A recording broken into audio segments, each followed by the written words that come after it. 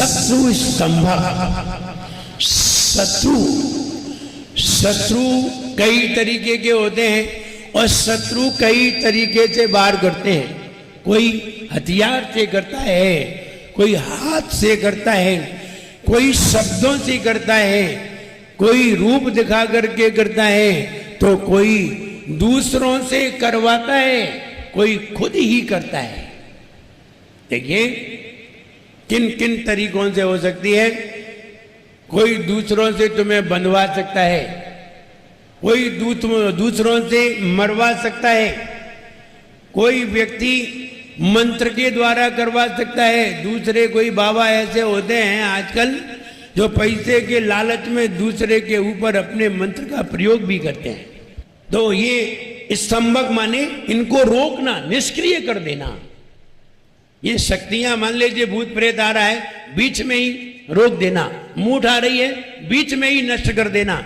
और कोई बंधन बांधने के भूत प्रेत और आप लगभग नजदीक आ गए हैं, तो शत्रु, तो ये शत्रु है, मंत्र के द्वारा दूसरों से मंत्र करवाते हैं, दूसरों से मूठ भिजवाते हैं। बंगाल में से मूठ भेजी जाती हैं, बंगाल से, बंगाल, उज्जैन, यहां ये नीच कार्य करने वाले लोग बहुत सारे होते हैं।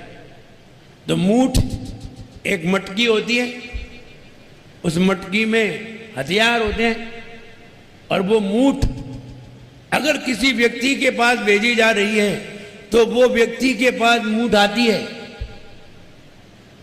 और उसकी हत्या करती है, और हत्या करके लौटती है। उसे मूठ कहते हैं। ये ज्यादातर बंगाल में अभी ये वाली प्रक्रियाएं अभी भी जीवित है।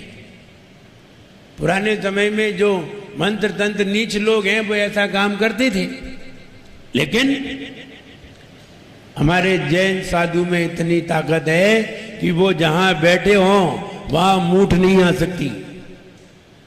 अगर हम यहां बैठे हैं और यहां किसी व्यक्ति के पास मूठ भेजी जाए तो वहीं बाहर रुक जाएगी, अंदर नहीं आएगी। जैन साधु के सामने कोई भी विद्या काम नहीं करती, इसलिए इन पे कोई शक्ति प्रयोग नहीं होती। और बिल्कुल साफ लिखा है दिगंबर साधु पर ना मंत्र शक्ति, ना तंत्र शक्ति, ना यंत्र शक्ति अथवा कोई भी शक्ति उन पर काम नहीं करती। शत्रु स्तंभक, शत्रुओं को स्तंभ करने वाला, रोकने वाला, निष्क्रिय करने वाला ये छंद। इसकी जाप देखते हैं। ओम ह्रीम राम नमो घोर गुणनम। ओम ह्रीम राम नमो घोर गुणनम। ओम ह्रीम राम नमो घोर गुणनम। ओम ह्रीम राम नमो घोर गुणनम। ओम ह्रीम राम नमो घोर गुणनम। ओम ह्रीम राम नमो घोर गुणनम।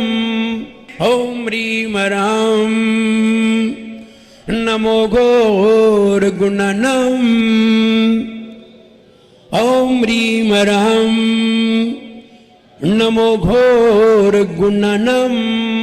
ओम ह्रीम राम नमो घोर गुणनम।